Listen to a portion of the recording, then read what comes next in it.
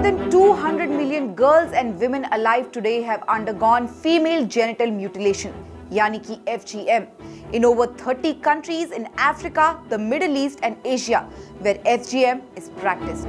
एक बार इमेजिन करिए, एक अंधेरे कमरे में आपको ले जाया जा रहा है, आपको जमीन पर फोर्स के साथ लेटा दिया गया है, पूरे रूम में अंधेरा है और साइड में एक स्टोव जल रहा है जिस पर आप किसी को चाकू गरम करते हुए देख रहे हैं और इसी चाकू से आपकी क्लिटरिस यानी कि आपके भगशेफ को काटा जा रहा है।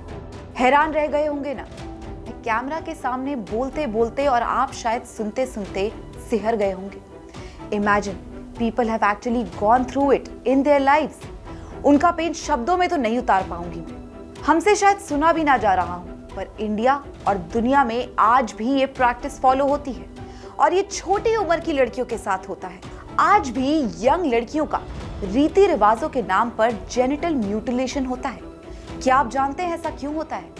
हमारी सोसाइटी में क्लिटरिस, जो विमेन का प्लेजर का सोर्स होती है, इसे सोर्स ऑफ सिन कहा जाता है। वजाइना के इस पार्ट को काटने के पीछे हमारी सो कॉल्ड सोसाइटी का ये मानना है कि ये औरत को इससे मिलने वाले प्लेजर का अगर पता चल जाए तो वो उनकी कम्युनिटी के लिए शर्मिंदगी लेकर आएंगी। यूनाइटेड नेशंस की एक रिपोर्ट के मुताबिक जिन लड़कियों के साथ ये होता है उनके शॉर्ट टर्म कॉम्प्लिकेशंस तो होते ही हैं, लाइक सीवियर पेन, शॉक, भारी ब्लीडिंग, टेटनस जैसे इन्फेक्शंस, यूरिन पास करने में परेशानी, पर इसके साथ ही इसके लॉन्ग टर्म कॉन्सिक्वेंसेस भी होते हैं for their sexual and reproductive health, like urinary problems जैसे कि यूरिन के दौरान पेन होना, यूटीआईज, वैजिनल प्रॉब्लम्स जैसे कि discharge, itching, bacterial vaginosis and other infections, menstrual problems and problems during childbirth. और जो मेंटल ट्रॉमा है उसका तो शायद कोई हिसाब ही नहीं है, शायद मरते दम तक भी ना जाए।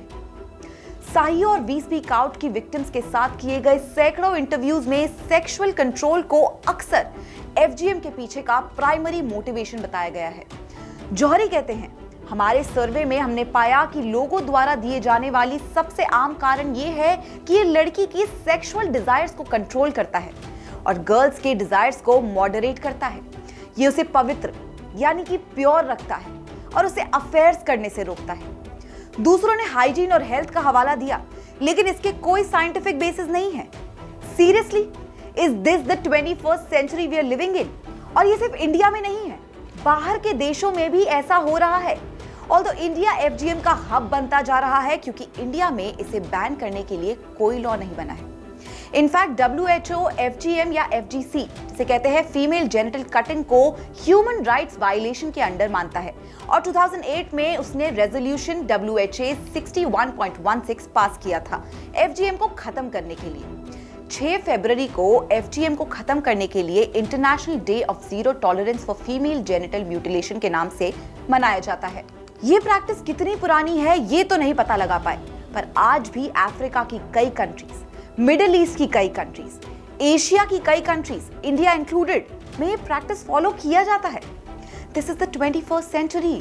जेंडर पे गैप तो था ही, पर अब जेंडर प्लेजर गैप भी एक प्रॉब्लम है। इनफैक्ट आज का नहीं, सदियों से चला आ रहा प्रॉब्लम है। And we think it's high time now कि हम सब as a society united nations के इस अवेयरनेस प्रोग्राम को सपोर्ट करें और सोसाइटी या कल्चर के नाम पर औरतों पर हो रहे अत्याचार पर रोक लगाएं कंप्लीटली। श्रेष्ठ भारत पर खबरों से जुड़े रहने के लिए चैनल को सब्सक्राइब करें, बेल आइकन दबाएं और देखते रहें श्रेष्ठ भारत।